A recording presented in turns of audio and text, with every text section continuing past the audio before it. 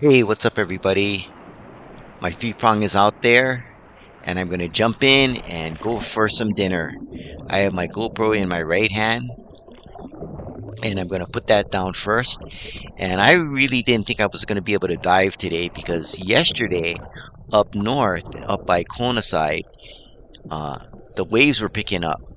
And when I came down, even this morning, to the grounds, it looked like that the waves were actually gonna pick up, but it was calm enough and the water was super clear. So I jumped in and I'm looking for some place to put down my camera. And one thing I noticed right away is there are not a lot of fish around. So usually I like to drop my camera close to where I jump in so I can find a place where it's easier to find. And I don't like to go out too far and leave it for a long period of time because sometimes it's hard to find. But the fish are out in the distance, so I'm swimming out and they're right past these boulders and it has a slight little drop off. It's super shallow. So I'm looking for a place to put down the camera somewhere that I would recognize again, and I make my drop and I'm looking right on this smooth spot, right on this boulder that looks out into the deeper area, but it's still kind of shallow. So I turn it on, I set it, and forget it. But hopefully I'll remember where it is.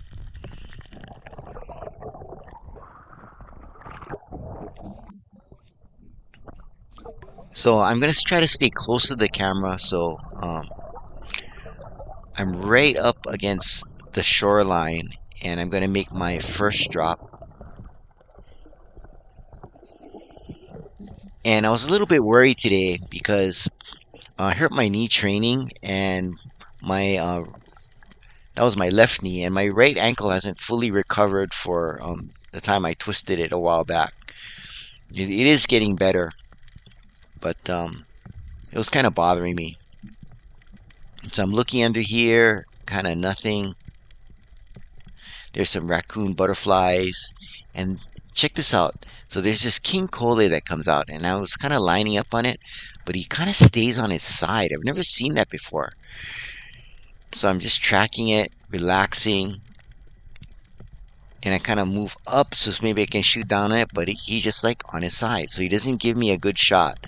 So I kind of made a pact with myself before I jumped in the water today that I was only going to take shots that I felt really comfortable about because I really hate wounding fish with the three prong. And one of my pet peeves, watching some of the other videos, I mean, some of the guys are super good divers, but they take some pretty bad shots. And they kind of talk about it in their videos, like, oh, it's slightly out of range, and I'm just gonna take a shot, and it's like, they wound the fish and the fish rips off. I really hate doing that. So I'm gonna try to be a little bit more selective. So I made this drop here, and I'm creeping around the corner, and I'm looking for these two veke. And I've never shot a veke with a three prong, and so I was hoping to get one today, and nope, there they are in the distance. They're kind of small, but uh, that's a really good size to like pan fry. And there are a whole bunch of Maikoikos there. No luck. Two drops, no shots, no fish. So I'm kind of hanging out in the same area, breathing up, and I'm gonna make another drop. Third drop of the day. So I hit the bottom,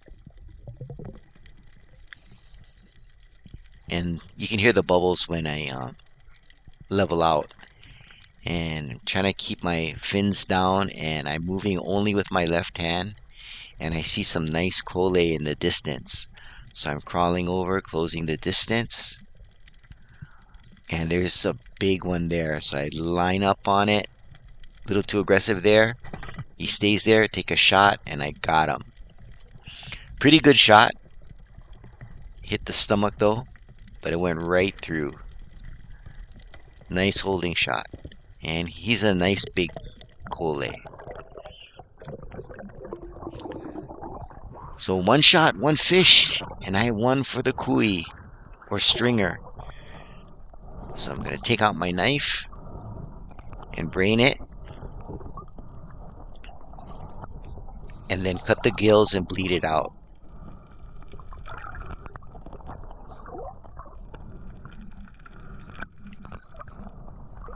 So how I string up the Kole is I take the metal bar and I punch it through its eyes. Uh, don't try to go through the mouth because the fish are too small, and especially when you're swimming around and you're using a belt buoy, or if it's rough and you're using a buoy, the jostling will can break it off, and then you'll lose your fish. Put it through its eyes for the small fish.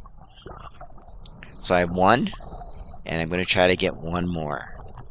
So I'm in the same area. I'm going to see if there's another big Kole hiding in the rocks. And I make my drop.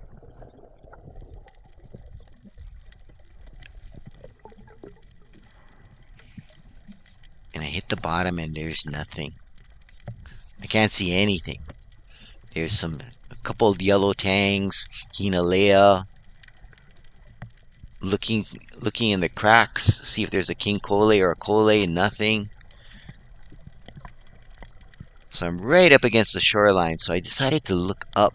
And when I look up, there are a bunch of Maikoiko there, and there's this huge one. So I'm kind of lining up on it. And this is one of the biggest Maikoiko I've ever seen. And I take a shot and I pin it against the rock. And the shot was really low. So I wanted to make sure that he didn't rip off. And this is a big Maikoiko. The biggest one I've ever shot.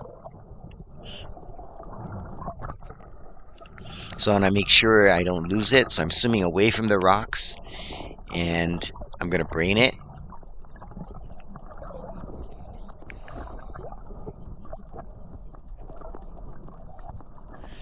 And I had it like facing the wrong way, so it was a little bit harder to do. And cut the gills, bleed it out. So I got my two fish. I have my dinner. 2 shots, 2 fish. So I'm going to put this on the kui and head in.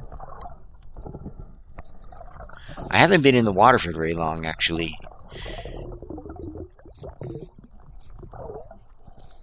But I got all I needed.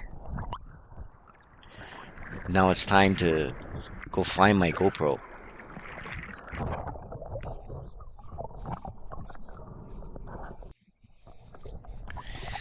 So I'm looking around for my GoPro and I can't find it. So what I decided to do was, okay, let's retrace our steps. So I swam in to close to where I jumped in, and then I decided that I'm going to turn around and try to find where I put it. And the problem is I'm looking off to my right and the camera is to my left. But I thought it was past these boulders here, so I started swimming toward it and I go, hey, there wasn't that little drop off and there wasn't that smooth rock. So then I look off to the left and I kind of see it in the distance, the reflective tape. It's hard to see on camera, but that's that little slight drop off where I was trying to film. So I found my camera, I make my drop.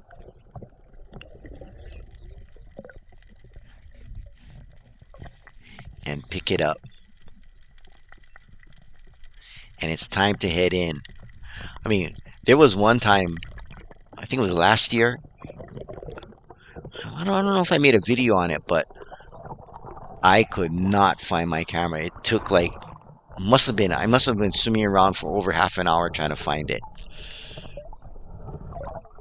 But I was lucky enough to get it. I even dropped my GoPro in the water once, whipping, when it was rough, and I had to come back the next week to find it. So, I got my fish, and I'm going to have a nice leisurely swim in. And like I said in other videos, you'd be surprised just holding that one other weight. It really weights you down. So I don't use a lot of weight because I don't really use a wetsuit. So I'm just in shorts and rash guard. Uh, and even the wetsuit I have, it's not neoprene because I don't like the smell of neoprene. So I'm not that buoyant. So looking for my exit, and it's right there. So I let the waves push me in, put my camera up, throw my spear up, and I'm gonna let the waves lift me up onto the rocks. There we go. It was a great dive. I had 2 fish.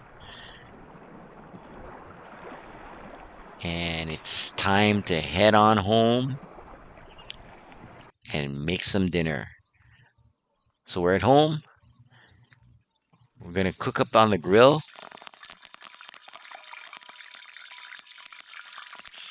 And that's kale. So I really like to make kale this way. So you throw the kale in the hot oil, and you got to stand back because it really splatters. Because what's happening is the hot oil is extracting all the water. There's a lot of water in the kale, so it starts splattering all over. So I like to do this outside and not because inside it just makes a mess. And then I fry it crispy. It's almost like nori, and just gonna keep doing more. Drop that guy.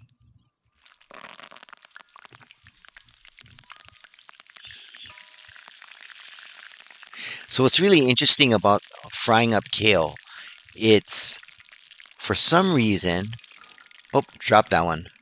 And because of the oil, this thing immediately catches fire. So put a new one in, and that thing's still burning. So I'm just gonna leave it on the grill and let it burn off.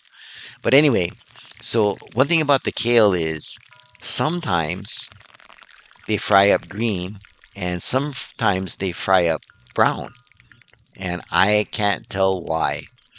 So when it's brown and it's when it's hot, it turns brown, but when it cools off, it gets a really dark color.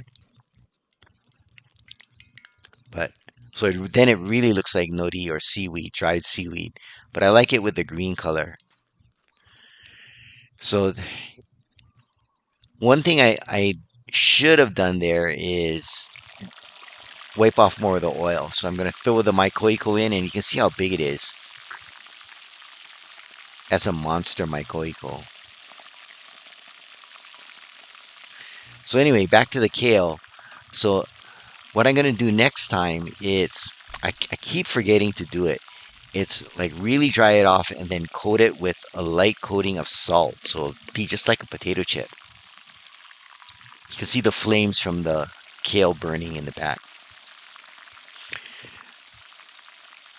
So it's going to take a while to fry up this big Maikoiko, and um, spoiler alert, it's even though it was really ono at the end, I don't think I'm going to shoot these big ones anymore because they're like like the king Kole, since they're all surgeon fish. Once they get big, they don't fry up as well as if they're smaller. The skin tends to get rubbery, and of course, I could leave it in more to crisp up the skin, but the problem is then the meat dries out too much. So I just fry it till it's golden brown, and the bubbles stop bubbling, as you can see there. And this is all going to be finger food for dinner.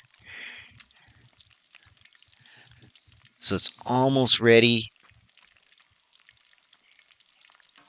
And I'm going to take my plate of fried kale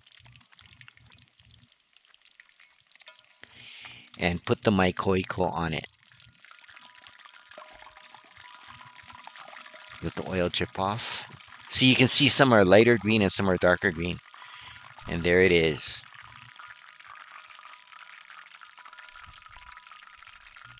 looks, oh no, can't wait.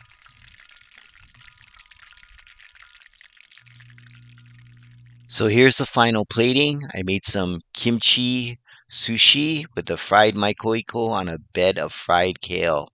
Just gonna eat it with fingers and show you. It looks delicious and it was so ono. Thanks for watching. Please like, subscribe, and aloha.